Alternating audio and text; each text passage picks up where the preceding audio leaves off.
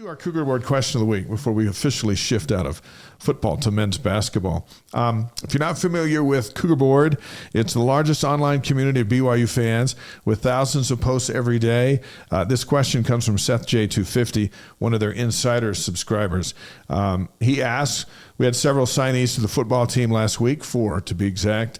Which of these do you see making an immediate impact, if any? And who do you see making the most impact long term? We're talking about McKay Madsen, Landon Goff, Jordan Chris, and Jacob Nye. Those are the 4 that were added that finished off the class of 30 that included 22 kids back in December, 8 transfer portal kids, and then these 4 youngsters, with Madsen being the 4-star, going out on his mission. I believe Goff's going out on his.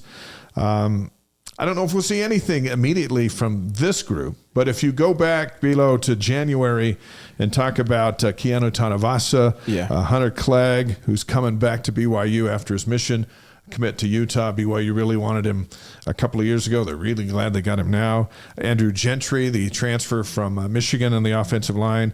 Tausili Akana, the defensive lineman, transfer from Texas. Those guys should all make immediate impact, shouldn't they? Yeah, they should. Well, especially anybody that is playing at the D1 level and is transferring, so transfer portal guys should all be able to make an immediate impact, just because they are familiar with this level and they're acclimated to workouts, expectations, right?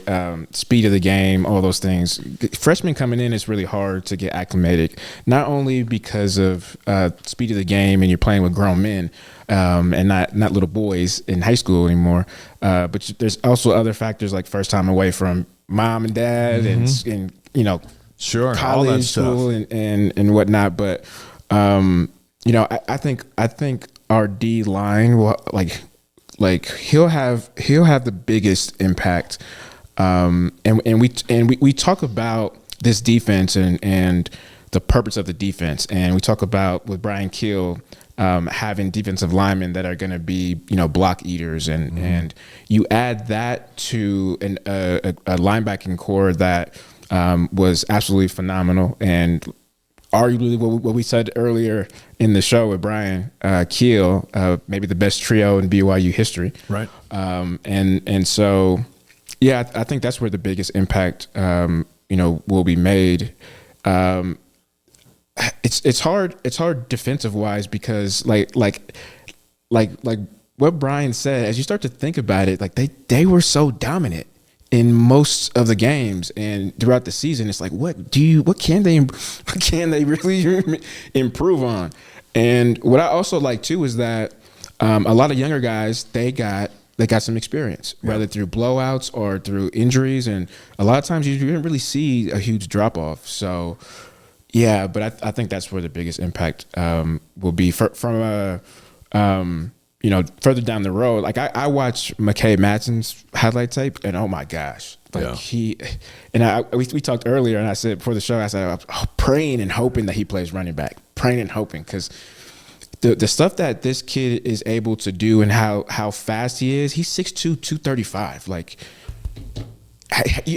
are you sure you're 18? Did your parents did you start school at 8 years old? Because you're a grown man, you know, right now. So he already has a D1 body. So I don't want to say it's unfortunate that he's going on a mission first, because God is first and we're faith-based. Thank you, Bilo, for acknowledging that. But I was a little sad. My heart was a little broken when you said he was going on a mission. LJ Martin needs to be that guy this year. But we're going to see McKay Madsen in a couple years. And in that video, you can see it on YouTube, he runs like Luke Staley. That's not saying he's going to be a Doak Walker Award winner like Luke Staley, but he runs like him. And not everyone can look like Luke Staley when they run. He does.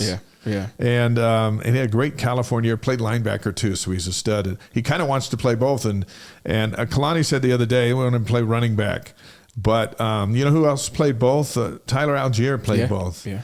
Not at the same time, but he kind of went back and forth. Madsen's big enough to go, I'm going to make some tackles over here. Hey, Travis Hunter did it, and I'm going to go over here and I'm going to run some balls.